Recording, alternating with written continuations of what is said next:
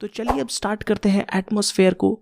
तो लिथोस्फेयर में हमने पढ़ा था अर्थ के जो डिफरेंट लेयर्स होते हैं, जो सॉलिड पार्ट्स होते हैं उनके बारे में, और हाइड्रोस्फेयर में हमने लिक्विड पार्ट्स को पढ़ा, यानी जो वाटर है अलग अलग जगह पे, सरफेस पे, ग्राउंड में, ओशंस में, रिवर्स में।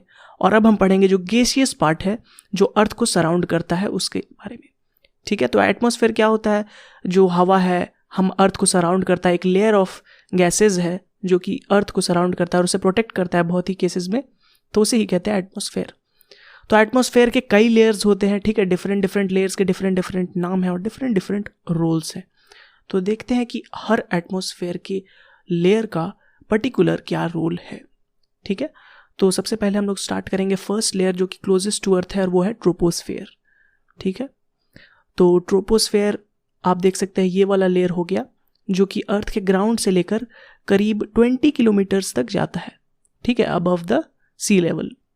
ठीक है, तो इसके बारे में कुछ कुछ फैक्ट्स देख लेते हैं। तो जितने भी वेदर के फेनोमेना होते हैं, यानी बादल आता है, बारिश जो होती है, थंडरस्टॉर्म आता है, या फिर जो भी वेदर के जो भी फेनोमेना होते हैं, हवा चलती है, विंड होता है, टोर्नेडो आता है, वो सारे फेनोमेना असल में ट्रोपोस्फेयर के लेयर में ही होते हैं। ठीक है, फॉर एग्जाम्पल हमने पढ़ा क्लाउड्स जो फॉर्म होते हैं वहाँ कहाँ होगा? ट्रोपोस्फेयर में होगा। तो अगर आप ट्रोपोस्फेयर के ऊपर चल जाएंगे तो आपको क्लाउड्स अपने नीचे दिखाई देगा और ऊपर में विंड काफ़ी कम होगी। ठीक है, तो इसका एक्सटेंड कहाँ से होता है?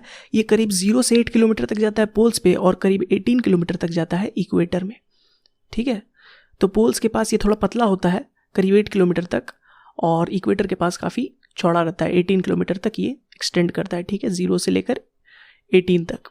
तो हम मान के चलते हैं ऑलमोस्ट 20 किलोमीटर तक ट्रोपोस्फेयर होता है। ठीक है, उसके ऊपर आप अगर चल जाएंगे तो वो आप पहुंच जाएंगे दूसरे लेयर में जिसका नाम है स्ट्रेटोस्फेयर।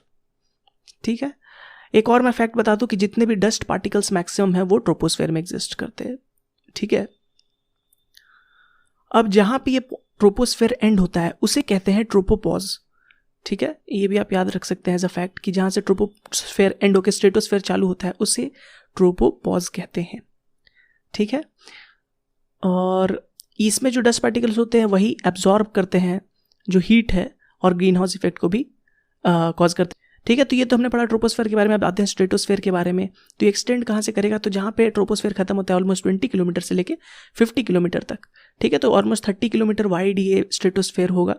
ठीक है, 20 kilometre height above sea level से लेके 50 किलोमीटर तक। ठीक है, 30 किलोमीटर इसका विड्थ होगा। तो ये हो गया स्ट्रेटोस्फेयर के बारे में बेसिक कि कहाँ तक एक्सटेंड करता है। अब इसके बारे में कुछ फैक्ट्स जान लेते हैं। आपने सुना होगा कि ओजोन लेयर जो कि यूवी रेज से बचाता है हमें, ओजोन लेयर क्या है आपने काफ़ी सुना होगा, एनवायरनमेंट में भी पढ़ा होगा। तो ओजोन लेयर एक्चुअली स्ट्रेटोस्फेयर के अंदर ही पाया जाता है। ठीक है, एक पतला सा लेयर है जो कि स्ट्रेटोस्फेयर में पाया जाता है। ठीक है, ओजोन लेयर के बारे में डिटेल में हम एक अच्छे से अलग क्लास में पढ़ेंगे। ठीक है, जिसमें ओजोन लेयर के बारे में हम पढ़ेंगे कैसे ये अर्थ को सन के अल्ट्रावायलेट रेज से हमें बचाता है। ठीक है, तो ये तो हो गया ओजोन लेयर के बारे में। एक और फैक्ट आपको बताता हूँ कि जितने भी एयरप्लेन्स हैं वो उड़ते हैं स्ट्रेटोस्फेयर में।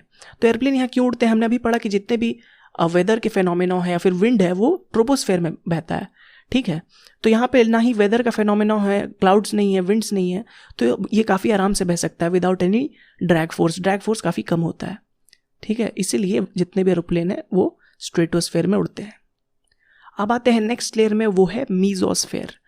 तो मीजोस्फेयर स्ट्रेटोस्फेयर के ऊपर वाला लेयर होगा। ठीक है, मीजोस्फेयर के बारे में हमें ज़्यादा नहीं जानना है क्योंकि इसके कुछ ज़्यादा इंपॉर्टेंट रोल नहीं है। ठीक है, 50 से 80 किलोमीटर तक एक्सटेंड करता है, अनदर 30 किलोमीटर। तो हमने देखा 0 से 20 ऑलमोस्ट करता है, फिर 20 से 50 करता है, और फिर 50 से 80 करता है। ठीक है, इसका भी विड्थ कितना हो गया? ऑलमोस्ट 30 किलोमीटर वाइड हो गया। ठीक है, अगर हम ऑल्टीट्यूड कंसिडर करें तो 20, 50, 80।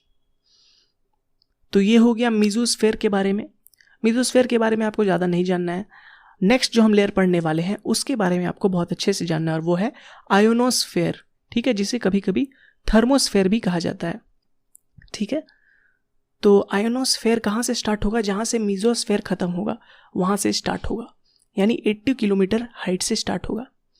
ठीक है, और आयोनोस्फेयर को आयोनोस्फेयर क्यों कहते हैं? क्योंकि इसमें काफ़ी आयंस मौजूद हैं। ठीक है, तो ये जो आयंस हैं इनका बहुत बड़ा रोल है। ये जो है ना, अर्थ के जो रेडियो वेव्स है उनको रिफ्लेक्ट करता है बैक टू अर्थ। ठीक है, क्यों? क्योंकि इसमें जो आयंस है वो इस वेव्स को आगे नहीं जाने देते हैं बल्कि रिफ्लेक्ट कर देते हैं। ठीक है, तो इसका बहुत बड़ा रोल हो गया। अब कैसे हो गया? क्योंकि ये काफ़ी दूर तक रेडियो ट्रांसमिशन के काम आता है। ठीक है, रेडियो वेव्स जो जाएगा वो ऑलमोस्ट समझिए कि इतने 80 से भी ऊपर किलोमीटर जाके रिफ्लेक्ट होके जब नीचे आएगा तो ये काफ़ी दूर तक हम रेडियो ट्रांसमिशन कर सकते हैं, एक कॉन्टिनेंट से दूसरे कॉन्टिनेंट में भी ट्रांसमिशन कर सकते हैं। नहीं तो यूजुअली जो हम लोग ट्रांसमिशन करते हैं वो सैटेलाइट्स या फिर कर सकते थे एक टावर के मदद से, एक ऊंचा टावर की मदद से। लेकिन क्योंकि हमारे पास आयोनोस्फेयर है इसलिए हमें उसकी कोई ज़रूरत ही नहीं है। हम सिर्फ हवा में अगर सैटेलाइट का सिग्नल भेज देते हैं रेडियो वेव्स का, तो पॉइंट 2 तक पहुंच वो ऑटोमेटिकली जाएगा, क्योंकि अर्थ का जो आयोनोस्फेयर है उसे रिफ्लेक्ट कर देगा।